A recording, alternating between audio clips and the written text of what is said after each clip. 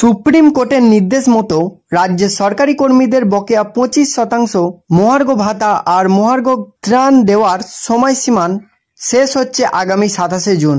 হাতে আর মাত্র 3 থেকে 4 দিন রয়েছে।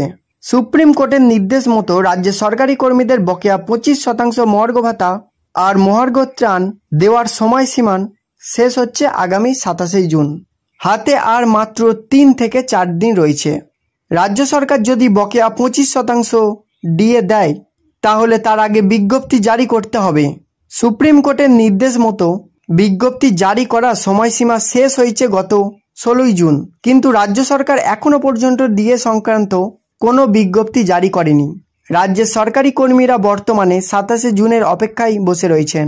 তাদের আশা সুপ্রিম কোর্টের নির্দেশ মতো রাজ্য সরকার 25% ডিএ মিটিয়ে দেবে নির্ধারিত সময়ের মধ্যে।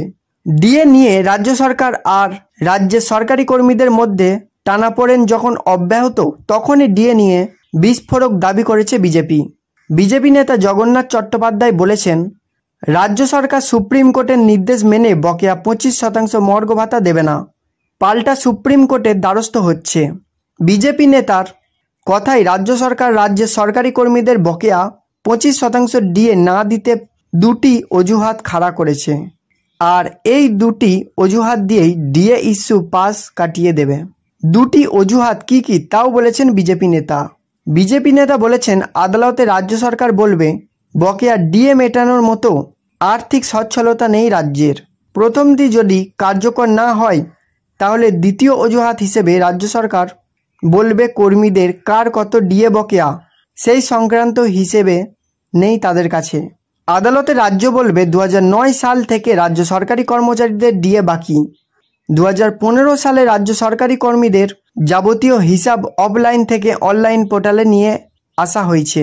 সেই সময় অফলাইন হিসেবে কার কত বেতন ছিল তার সুনির্দিষ্ট হিসেব নেই তাদের কাছে। তা বিবেচনা করতে গেলে প্রত্যেক কর্মচারীর সার্ভিস বুক খতিয়ে দেখতে হবে, যা যথেষ্টই সময় সাপেক্ষ। পুরো বিষয়টি বিবেচনা করতে গেলে প্রত্যেক কর্মচারীর সার্ভিস বুক খতিয়ে দেখতে হবে, যা যথেষ্টই সময় সাপেক্ষ।